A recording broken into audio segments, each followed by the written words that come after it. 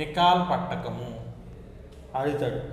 Right the construction and working of Nicol prism and write the uses of Nicol prism. Okay, అంటే అసలు నికాల్ prism అంటే ఏంటి, నికాల్ పట్టకం అంటే ఏంటి, దాని నిర్మాణం ఏంటి, దాని పనిచేసే విధానం ఏంటి, దాని యొక్క ఉపయోగాలు ఏంటి, ఎస్ఏ క్వశ్చన్గా అడుగుతాడు పోలరైజేషన్లో.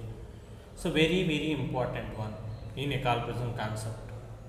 Right, in this Nicol prism is a device for producing and analyzing a plane polarized light. Write the construction, working and the uses of Nicol prism. Important essay question. Right, in this first we have to write the definition of Nicol prism, later we have to write construction, later we have to write working, after we have to discuss about uses. So right, first definition is Nicol prism is a device for producing and analyzing a plane polarized light. అంటే మనకి ఇక్కడ సమతల ధ్రువిత కాంతిని పొందటానికి మరియు సమతల ధ్రువిత కాంతిని విశ్లేషణ చేయడానికి ఉపయోగించేటువంటి సాధనాన్ని, పరికరాన్ని నికాల్ పట్టకము అంటారు. అంటే సమతల ధ్రువిత కాంతి, ఇక్కడ మనకు ధ్రువిత కాంతిలో చాలా రకాలు ఉంటాయి. సమతల ధ్రువిత కాంతి అని, సర్క్యులర్లీ పోలరైజ్డ్ లైట్ అని, ఇది plane polarised light, circularly polarised light అని, ఎలిప్టికల్లీ పోలరైజ్డ్ లైట్ అని ఉంటాయి. ఇందులో ప్లేన్ పోలరైజ్డ్ లైట్ని పొందడానికి ఉపయోగించేటువంటి ఇన్స్ట్రుమెంట్ ఏదైతే ఉందో it is called as Nicol prism. The instrument which is used to produce plane polarised light is called Nicol prism. Right, principle is when an ordinary light is transmitted through a calcite crystal, then it splits into ordinary and extraordinary rays. If by some means one beam is eliminated, then the emergent beam will be plane polarized light. Nicol prism eliminates the ordinary beam by using the phenomenon total internal reflection. Again, when an ordinary light principle law, when an ordinary light is transmitted through a calcite crystal, then it splits into ordinary and extraordinary rays. If by some means one beam is eliminated, then the emergent beam will be plane polarized light. Nicol prism eliminates the ordinary beam by using the phenomenon total internal reflection. అంటే ఇక్కడ సాధారణ ధ్రువిత కాంతి ఏదైనా ఒక calcite స్ఫటికం గుండా బయటకు వచ్చే సందర్భంలో అది రెండు కాంతి కిరణాలుగా విడిపోతుంది. ఒకటి సాధారణ కాంతి కిరణాలు, రెండవ అది అసాధారణ కాంతి కిరణాలు. ఇప్పుడు ఏదో ఒక పద్ధతిని ఉపయోగించి ఏదో ఒక వాటిని సాధారణ అసాధారణ కాంతి కిరణాలు ఏదో ఒక దానిని మనం ఎలిమినేట్ చేసినప్పుడు కేవలం ఒక కాంతి కిరణాలు మాత్రమే, ఒక రకమైనటువంటి కాంతి కిరణాలు మాత్రమే బయటికి బహిర్గతం అవటం గమనించవచ్చు. So they are called plane polarised light. ఇప్పుడు ఈ నికాల్ ప్రిజం అనేది eliminates the ordinary beam by using the phenomenon total internal reflection. ఇక్కడ ఈ నికాల్ పట్టకం సందర్భంలో ఆ రెండు కాంతి కిరణాల్లో దేన్ని ఎలిమినేట్ చేస్తుంది అంటే ఆర్డినరీ రేస్ని ఎలిమినేట్ చేస్తుంది, సాధారణ కాంతి కిరణాలను బయటికి రాకుండా నివారిస్తుంది. అక్కడ పద్ధతి ఏంటంటే by using the phenomenon total internal reflection, అంటే సంపూర్ణ అంతర పరావర్తనము అనే పద్ధతి ద్వారా అక్కడ కాంతి కిరణాలు అనేవి ఎలిమినేట్ అవుతాయి. Later we have to right construction, అందులో నిర్మాణం రాయాలి. మీరు నిర్మాణంలో గమనించినట్లయితే ఒక PQRS, P right hand side Q అది, దాని down side RS, it is A calcite crystal. Let us take an axis passing to the center. ఇప్పుడు ఆ క్యాల్సైట్ క్రిస్టల్ని మధ్యలో డయాగనల్ వెంట కట్ చేసి పాలిష్ చేసి అక్కడ ఒక పదార్థాన్ని ఉంచారు. ఆ పదార్థాన్ని చూడండి, డాటెడ్ లైన్స్ గీతలతో వేసాము స్ట్రైక్స్ కింద. దాన్ని కెనడా బాల్సమ్ అంటారు. ఆ రకంగా దాంతో అతికించాలి రెండింటిని కూడా. దాని యొక్క కర్ణం వెంబడి కత్తిరించి క్యాల్సైట్ స్ఫటికాన్ని దాని యొక్క కర్ణం వెంబడి గ్రైండ్ చేసి పాలిష్ చేసి కెనడా బాల్సమ్ అనే ఒక జిగురు లాంటి పదార్థంతో సిమెంట్ లాంటి పదార్థంతో అతికించాలి. సో రైట్, అప్పుడు అక్కడ ఉండేటువంటి కోణాలు చూడండి, 90 degrees అండ్ 112 degrees. ఎస్ దగ్గర యాంగిల్ 68 degrees, ఆర్ దగ్గర angle 90 degrees. Now AB is un unpolarised light is incident on the calcite crystal by some means at Canada balsam ordinary rays are reflected down. అంటే సాధారణ కాంతి కిరణాలు కిందకి reflection చెందడాన్ని మనం గమనించాం. పరావర్తనం కేవలం బయటికి బహిర్గతమైనటువంటి కాంతి కిరణాలు ఏంటంటే ఈ rays, extraordinary rays. So it is a plane polarised light. సో ఈ రకంగా ముందుగా కన్స్ట్రక్షన్లో డయాగ్రామ్ వేయాలి. ఏం చేయాలి?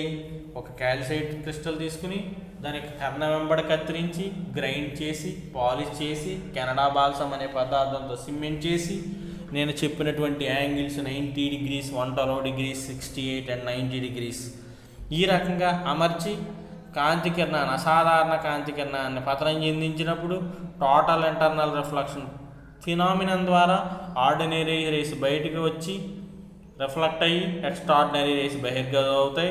The are plane polarised light. Right, in coming to the explanation, a calcite crystal whose length is 3 times when compared to its width, then end faces of the crystal are grinded in such a way that the angles in the principal section becomes 68 degrees and 112 degrees. The calcite crystal is cut into two pieces by using a plane perpendicular to principal section. Again marla, a calcite crystal whose length is 3 times to its width. The end faces of the crystal are grinded in such a way that the angles in the principal section becomes 68 degrees and 112 degrees. The crystal is cut into 2 pieces by using a plane perpendicular to principal section. అంటే మనకి ఇక్కడ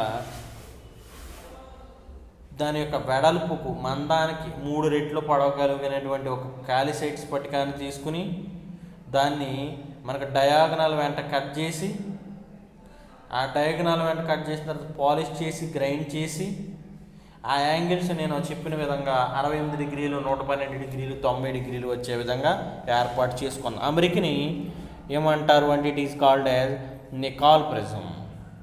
later the 2 cut pieces are grinded and polished and they are cemented using a material called Canada balsam. అంటే మనకి ఇక్కడ ఆ 2 స్ఫటికాన్ని దాని యొక్క కర్ణం వెంబడ కత్తిరించి గ్రైండ్ చేసి పాలిష్ చేసి కెనడా బాల్సమ్ అనే పదార్థంతో సిమెంట్ చేయాలి. The refractive index of Canada balsam lies between refractive index of ordinary rays and extraordinary rays. ఇక్కడ ఇంకొక కండిషన్ చెప్పాడు. ఆ కెనడా బాల్సమ్కి వక్రీభవనం గుణకం ఉంటుంది చూడండి.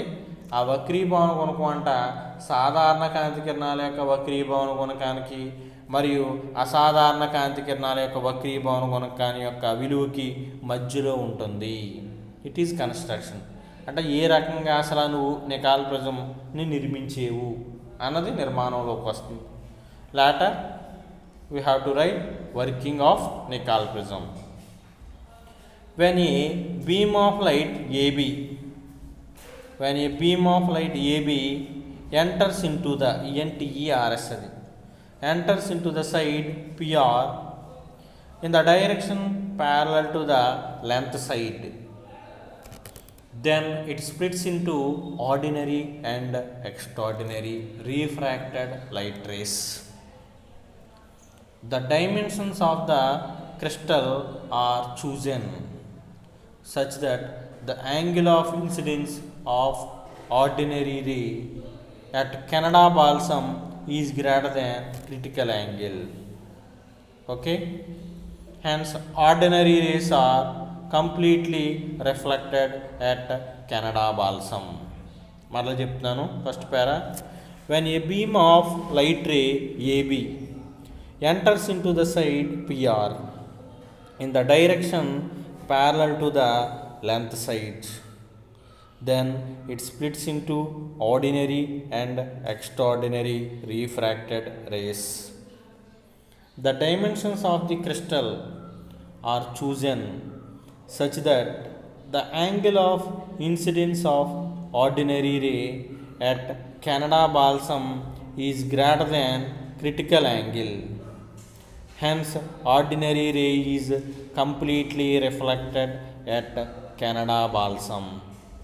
అంటే ఏదైనా ఒక అద్రవిత కాంతిని, సాధారణ కాంతిని, ఏబి అనే ఒక కాంతి కిరణాన్ని మనం ఈ నికాల్ ప్రిజం యొక్క అక్షానికి సమాంతరంగా పతనం చెందించినప్పుడు పిఆర్ దిశలో పతనం చెందించినప్పుడు, దాని పొడవుకు సమాంతరంగా పతనం చెందించినప్పుడు అది ఆ నికాల్ స్ఫటికం నుండి రెండు కాంతి కిరణాలుగా విడిపోతుంది.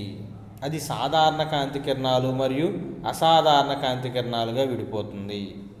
ఇక్కడ ఈ స్ఫటికం యొక్క డైమెన్షన్స్ మనం ఏ రకంగా అరేంజ్ చేసుకోవాలి అంటే, యాంగిల్ ఆఫ్ ఇన్సిడెన్స్ ఆఫ్ ఓరే అట్ కెనడా బాల్సం, అంటే కెనడా బాల్సం పదార్థం వద్ద సాధారణ కాంతి కిరణాల యొక్క కోణం అంట సందిగ్ధ కోణం కంటే కూడా ఎక్కువగా ఉండేటట్లు చూసుకోవాలంట.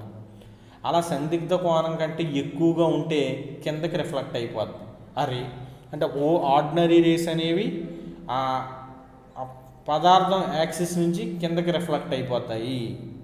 ఎందుచేతనంటే క్రిటికల్ యాంగిల్ కంటే కూడా ఈ ఆర్డినరీ రేస్ యొక్క యాంగిల్ ఆఫ్ ఇన్సిడెన్స్ చాలా ఎక్కువగా ఉండేటట్లు చూసుకోవడం వల్ల. Hence ordinary rays are completely reflected at Canada balsam. ఈ రకంగా అసాధారణ కాంతి కిరణాలు అనేవి కెనడా బాల్సం పదార్థం నుండి పరావర్తనం చెందుతాయి. అందుకే టోటల్ ఇంటర్నల్ రిఫ్లెక్షన్ అని ప్రిన్సిపల్ని ఉపయోగిస్తాము అని చెప్పుకున్నాం.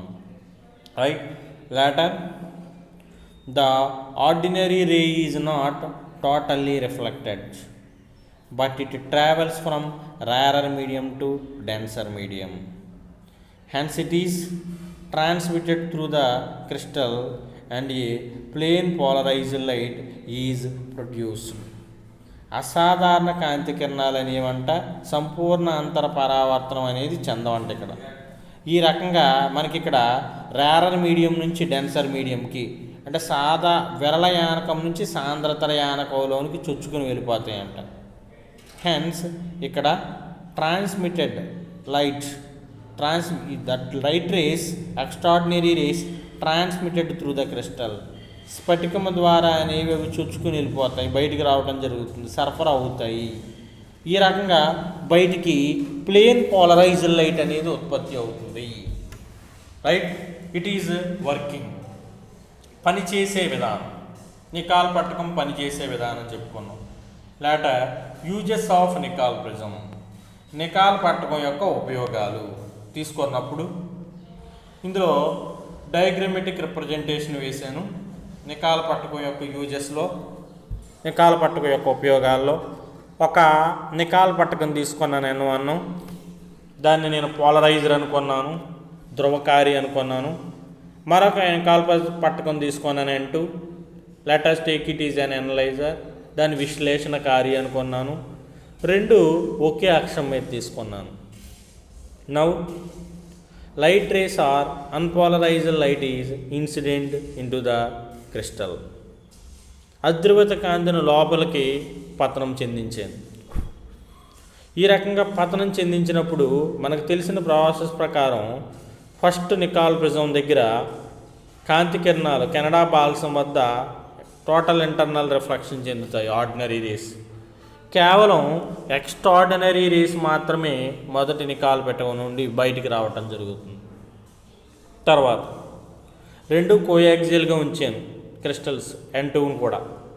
సో ఇప్పుడు ఎక్స్ట్రాడినరీ రేస్ మాత్రమే రెండవ నికాల్ పట్టకం ఎనలైజర్లోకి ప్రవేశించాయి. సో అవి యాజ్ ఇట్ ఈజ్గా మనకి బయటికి బహిర్గతం అవుతున్నాయి రెండవ నికాల్ ప్రిజం నుంచి, ఎనలైజర్ నుంచి. ఎందుకు అంటే ఇక్కడ ఆర్డినరీ రేస్ లేవు, అందువల్ల టోటల్ ఇంటర్నల్ రిఫ్లెక్షన్ ఉండదు రెండవ క్రిస్టల్ దగ్గర. ఇది ఫస్ట్ డయాగ్రామ్కు సంబంధించినటువంటి వర్ణన. ఇప్పుడు మనం రెండవ డయాగ్రామ్ను పరిశీలించినట్లయితే ఇక్కడ కూడా 2 క్రిస్టల్స్ తీసుకున్నాను, N1 N2. N1 acts as polarizer and N2 acts as analyzer. N1 అనేది ధ్రువకారిగాను, N2 అనేది విశ్లేషణకారిగాను పనిచేస్తాయి. సో ఇప్పుడు ఏం చేశాను అంటే పై దానికి కింద దానికి మీరు గమనించినట్లయితే పై డయాగ్రామ్లో 2 ఒకే యాక్సం మీద తీసుకున్నాను, N1 N2ని. 2 ప్యారలల్గా తీసుకున్నాను, సమాంతరంగా తీసుకున్నాను. మరి ఇక్కడ రెండో సందర్భంలో మొదటి నికాల్ పట్టకాన్ని యాక్సిస్కి ప్యారలల్గా తీసుకున్నాను. ఇప్పుడు రెండవ నికాల్ పట్టకం N2ని 90 డిగ్రీలు తిప్పాను, 90 degrees. ఇప్పుడు ఈ సందర్భంలో మనం ఏం గమనిస్తున్నాము అంటే now an unpolarized light is incident into the Nicol prism N1. ఇప్పుడు అధ్రువిత కాంతిని N1 అనే నికాల్ పట్టకంలోకి లోపలికి పంపించాను. ఈ రకంగా పంపినప్పుడు మనకు తెలిసిన ప్రాసెస్ ప్రకారం ordinary rays total internal reflection చెందుతాయి కెనడా బాల్సం వద్ద. కేవలం ఎక్స్ట్రాడినరీ రేస్ మాత్రమే బయటికి రావడం జరుగుతుంది, రైట్. ఇప్పుడు ఆ రకంగా బయటకు వచ్చినటువంటి పోలరైజ్డ్ ఎక్స్ట్రాడినరీ రేసు రెండవ నికాల్ పట్టకం పెర్పెండిక్యులర్గా ఉన్నటువంటి రెండవ నికాల్ పట్టకం N2లోనికి ప్రవేశిస్తాయి. ప్రవేశించినప్పుడు అది లంబంగా ఉండడం వల్ల మళ్ళా కెనడా బాల్సం వద్ద టోటల్ ఇంటర్నల్ రిఫ్లెక్షన్ జరిగి కిందకు వచ్చేస్తాయి. అంటే అనలైజర్లోంచి ఎలాంటి కాంతి కిరణాలు బయటకు ఉత్పన్నం అవ్వవు రెండవ కేసులో. అది సెకండ్ డయాగ్రామ్కు సంబంధించి, right. Coming to the explanation. when 2 Nicol prisms are arranged coaxially, అంటే 2 నికాల్ పట్టకాలని ఒకే యాక్సం మీద అమర్చినప్పుడు కోయాక్సియల్లీ అంటే, then first Nicol prism N1 produces a plane polarised light.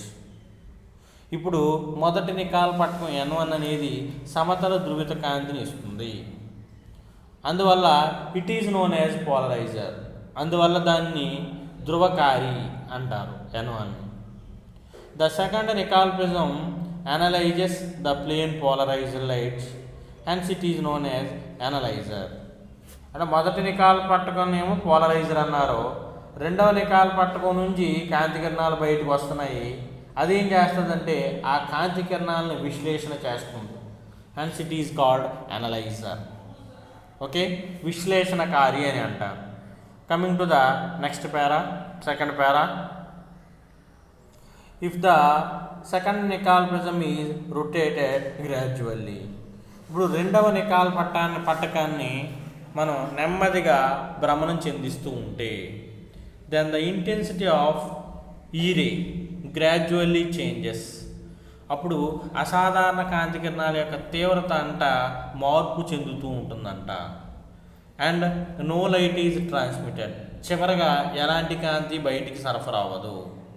When the second Nicol prism is mutually perpendicular to first Nicol prism, రెండవ Nicol prism N2 అనేది మొదటి నికాల్ పట్టకం N1కి పరస్పరం లంబంగా ఉన్నప్పుడు, then no light comes from the second Nicol prism.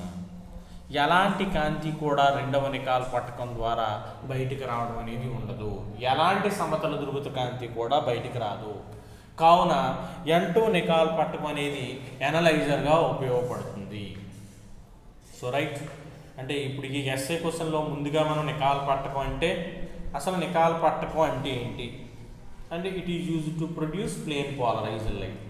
Later principle, ఇందులో ఉన్నటువంటి సూత్రం ఏంటి, తర్వాత నికాల్ ప్రిజంని ఏ రకంగా నిర్మించవచ్చు, అసలు నికాల్ ప్రిజం ఏ రకంగా పనిచేస్తుంది, నికాల్ పట్టకం వల్ల ఉన్నటువంటి ఉపయోగాలు ఏంటి? ఎస్ఏ క్వశ్చన్ ఇది వెరీ వెరీ ఇంపార్టెంట్ వన్. ప్రతి పేపర్లోనూ పోలరైజేషన్ నుంచి అడుగుతున్నటువంటి ప్రశ్న.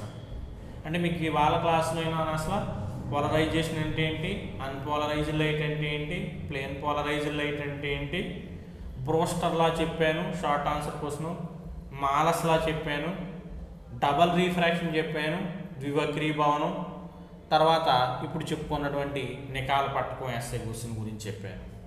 So very very important SA Nicol prism. So all of the students should prepare well. Thank you.